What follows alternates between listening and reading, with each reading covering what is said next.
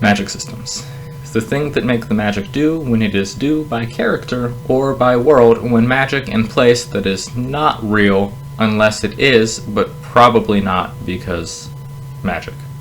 Today we will be talking about fantasy's most widely accepted homophobe, Brandon Sanderson, and more importantly, what magic should and shouldn't be, and why it doesn't matter. And a cult classic web serial about a teenage girl who develops superpowers and attempts to overthrow the system, but avoids falling into the YA genre or its tropes. Brandon Sanderson. And before we dive into the actual topic of this video, seems a mite bit important to give a slight bit more context to the homophobe comment.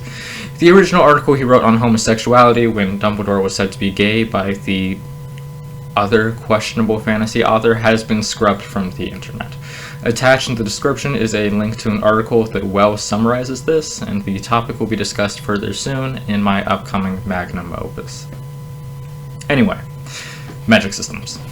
Many that read fantasy have already heard of the dichotomy of soft and hard magic systems, a system coming from an essay Brandon Sanderson wrote and published to his blog in 2007.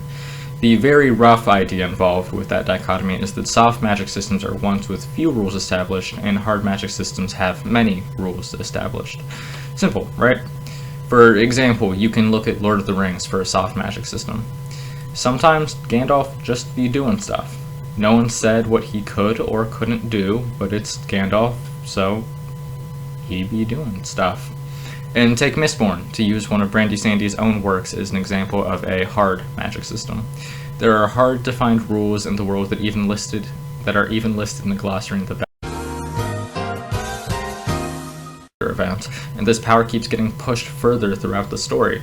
And there's a bunch of people with unique powers. Some people are tinkers, who are basically really specialized engineers. Armsmaster specializes in miniaturization and efficiency technology, Bakuda in bombs, Bonesan biology, you get the idea. Then there's Eidolon, who is just an exception to every rule. He can practically generate powers at will, his only limit being how many he can have active at once.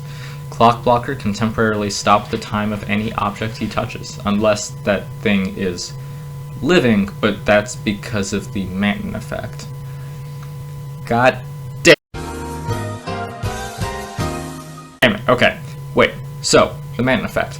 Powers can only be used in certain ways, and this is a universal rule. From the wiki, the elite knowledge source on all things worm, the Manton effect is a common tendency among powers to affect either living targets or inanimate objects, but not both. So, great. All powers have this defined limitation, and if you're paying attention to the powers I mentioned before, each and every one of those had its own specific limitations. This goes even deeper when you start getting into the nitty-gritty of these powers. So, there it is. We've done it. We've defined that Worm is, in fact, a hard magic system.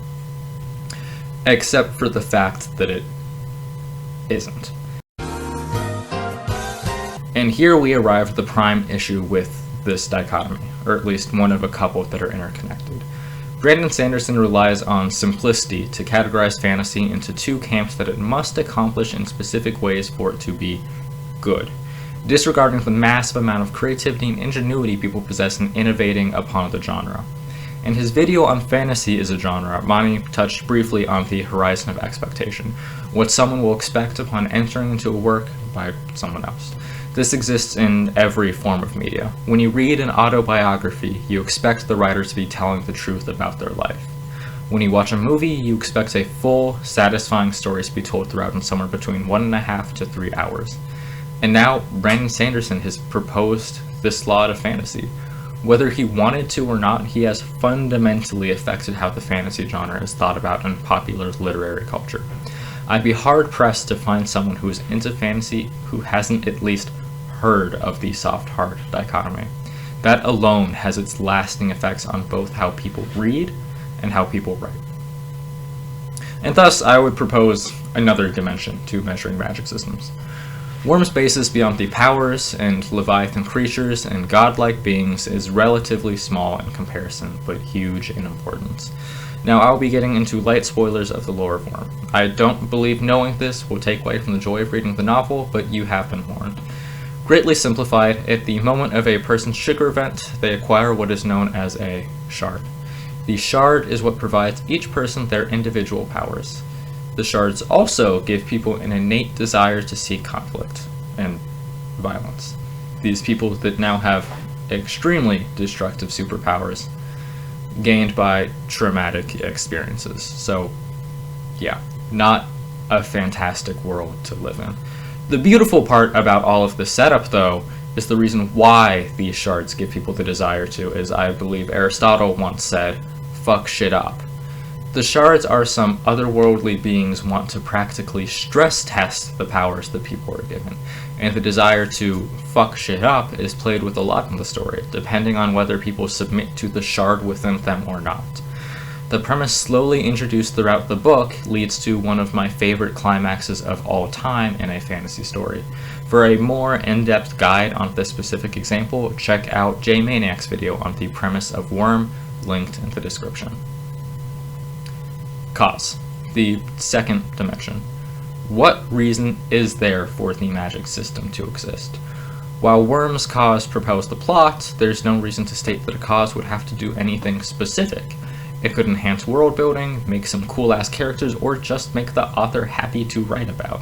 To say anything more or less about it would take away from the infinite amount of options there are when creating a magic system. If we're going to make rules for what magic systems need to be, altering this horizon of exploitation that we've built, then we should allow for growth. Space for experimentation will always be better than floppy advice that limits both readers and writers. So that's what I have to say. Fantasy is beautiful, expansive, and always being given new meanings, and anyone that says it has to be done a specific way is close-minded and possibly a homophobe.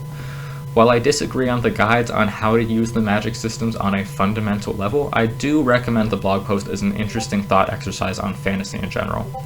I beat up on the blog a lot throughout this video, but I do understand the want to create laws about the genre. If you're trying to get good at anything, you're going to look to those who know what they're doing, and those who know what they're doing will rightfully try very hard to vocalize what the right way to approach this is.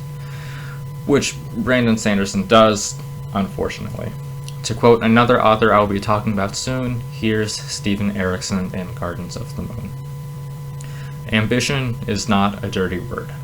Piss on compromise, go for the throat. And that's all for today. Off I go to work on my own private fantasy story with about a page of combat and a magic system that is only in place because I want something to play with.